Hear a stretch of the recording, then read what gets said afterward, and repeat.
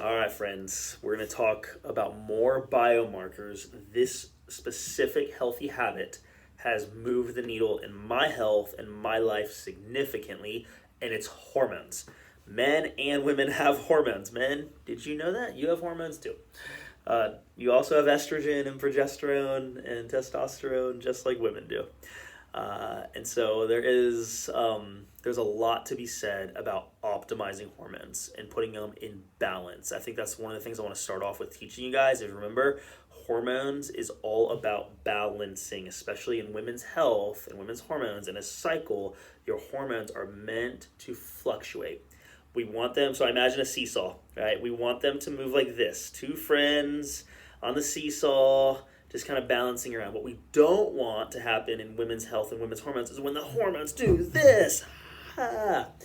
This is mood swings. This is night sweats. This is anxiety attacks, panic attacks, weight gain, weight fluctuations, and a lot of frustration and confusion.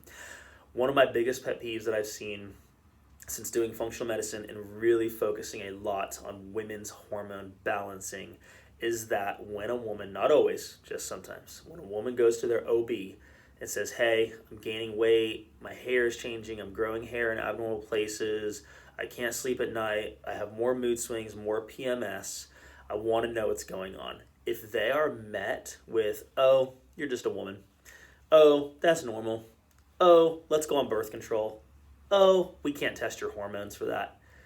That is really frustrating. And it's one of the reasons why I got into women's hormones in the first place was just personally helping my wife, Marissa, with her hormones and understanding that as we were walking through a period in our time when we were looking to grow our family and have our second baby.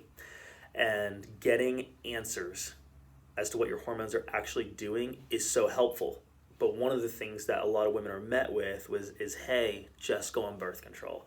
Hey, hormones are hard to track. Because the reality is, if you walked into an OB and they said, yeah, sure, let's just run your hormones today.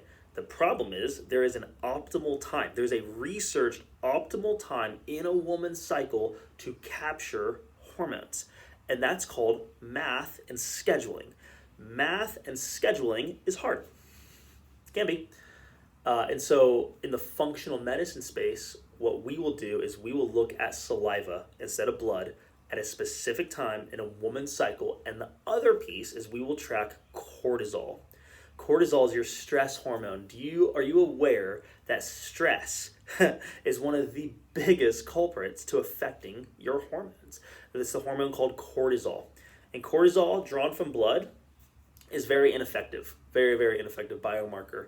Cortisol done through saliva, you can spit multiple times a day in tubes and you can actually plot your cortisol because your cortisol is supposed to change. It goes up throughout the day, levels off, and comes down like a bell curve.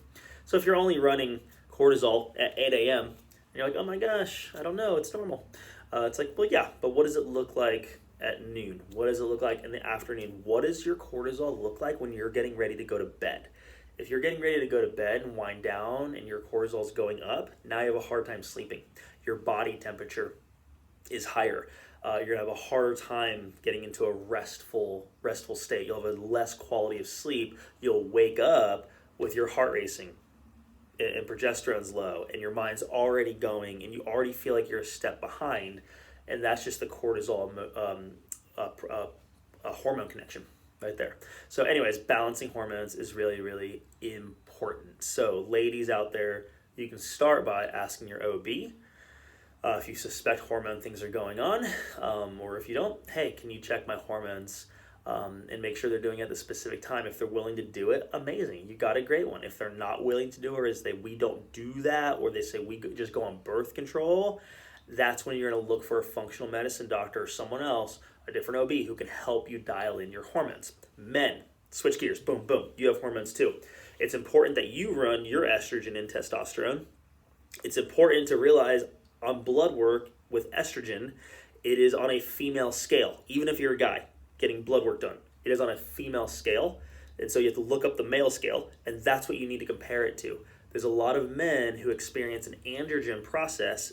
That happens when testosterone gets converted to estrogen. Why? Because of excess stress hormone.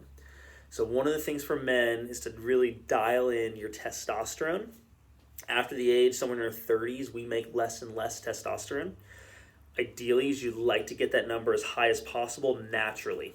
I'm not going to go through all the details here. If you're a man, if you've been diagnosed with low T, low testosterone, and you're looking for natural ways to do that, there are. Let me know and I can help you. I've been able to personally get my testosterone numbers up just under 1,000. When I started this journey, I tested and I was around 400, which they would call normal. It's fine. But the reality is that number is going to go down over the years. If I was to let that happen, that would create problems. For men, remember, testosterone is not just what you're thinking of right now. Maybe it is, but it's other things. Testosterone is cardioprotective. It's brain protective. It's your zeal for life. It's your ability to get up and be passionate about something, including your family, including your friends, and your kiddos, and your job, or whatever that is. And so low testosterone can really change the dynamic of a man and their health in many facets. So it's very important, in my opinion, to get that number tested. And you don't want to just be normal, you want to be optimized. So there's optimal ranges based on your age range, right? So for me, I need to be close to 900 or 1,000. But what we find a lot of times is most men, they won't even know to ask their doctor to check testosterone until it's too late. And once it's too late, your testosterone's in the basement. A lot of things have changed in your health, including reproductive health, and then they say, oh, just go on a medication is the only thing you can do at that point. And so I just want to encourage you guys, there's a lot of things you can do before that ever happens, before you ever go close to that you can do to optimize your hormones. So healthy habit, optimize your hormones. If you need anything, let me know. Dr. Nixon, here to help.